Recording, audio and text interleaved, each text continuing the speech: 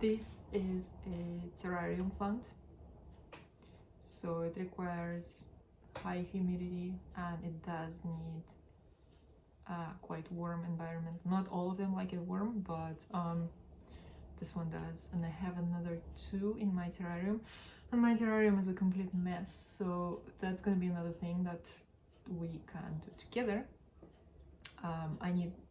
Sometimes what I do is just I take cuttings and I just throw it in my terrarium. Because it's so warm and humid, they just root like crazy in there, and then they start growing. Then I take them out and I plant them. It has been a while since I took them out and planted them. I've been just throwing stuff in, and it's kind of overgrowing. So I keep looking at it because it's such a mess in there. I'm gonna show you, and we can do that together. So this plant is going to be potted in my terrarium, and we'll do it later. I cannot do it here. So now we will be potting this gorgeous trailing plant, trailing, climbing, crawling.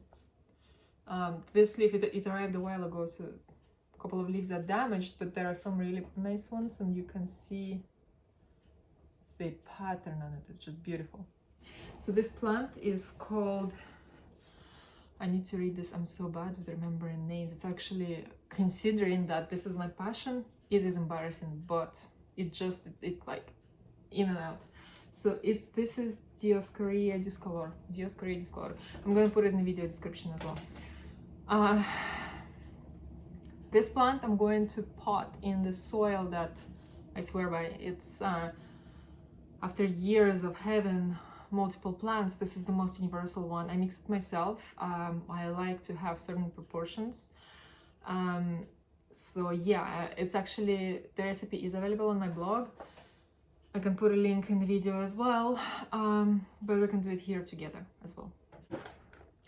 Okay, so we are going to start with, as always, layering the bottom of the pot with expanded clay pebbles. So I put in that much. It's about here. I know that in this case it's a little bit more than I would usually put, but the reason is the holes in this pot. Okay, I'm just gonna do this side. The holes in this pot are very, very small, and I have used it before, and I know that it's prone to it doesn't have, you know, kind of the stands. It has, but they're very small. So I want to make sure we're not retaining too much water in here, and that's what we're doing.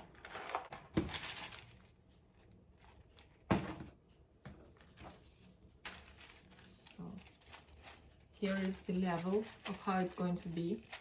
I think it looks good. So first we are taking perlite for the mix. So this is coarse perlite, so the bits in here are quite large. Don't take anything coarse because it's just going to be a dust in your pot. There is no use for it.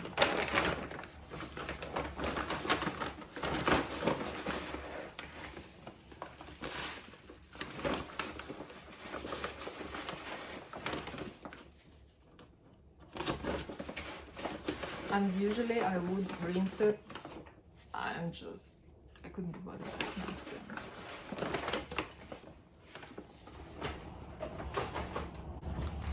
Next, we're going to add some vermiculite. So the same proportion as perlite. This is Biochar. This is amazing product. It's organic, you know, fertilizer for plants. It also kills bacteria and just such a good thing. I'm going to add a link in the video description, so have a look. We only need a little bit.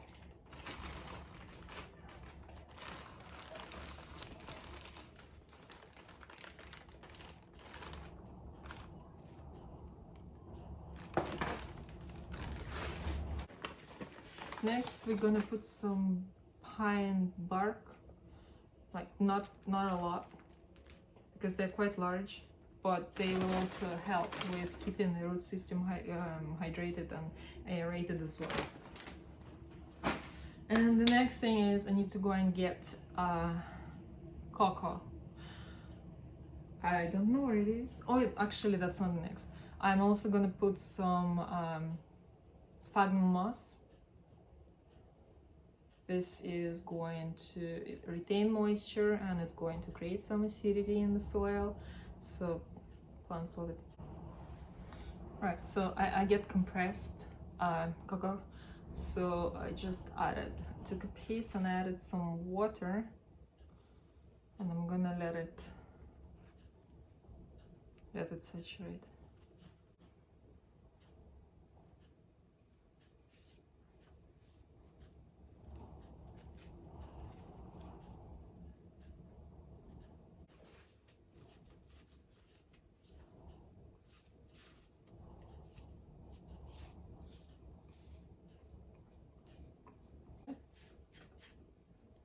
Now we are gonna mix it all.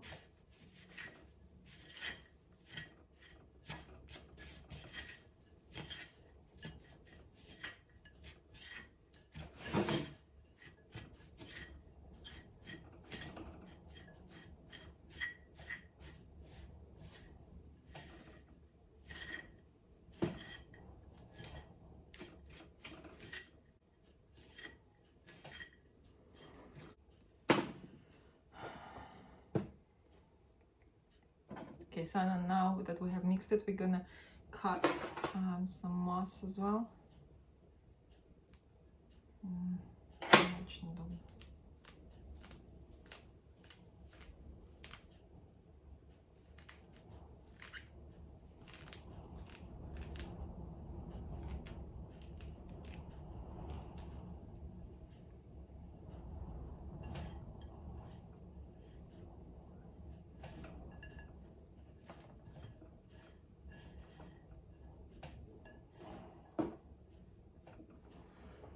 Okay.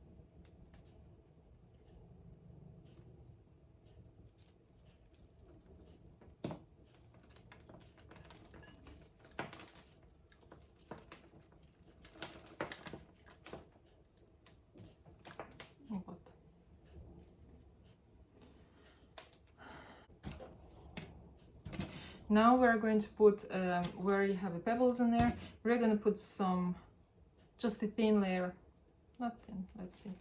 Yeah, like a thin enough layer, maybe like an inch of our potting mix. Then we're going to put the plant in, and then we're going to fill it up around the plant as well.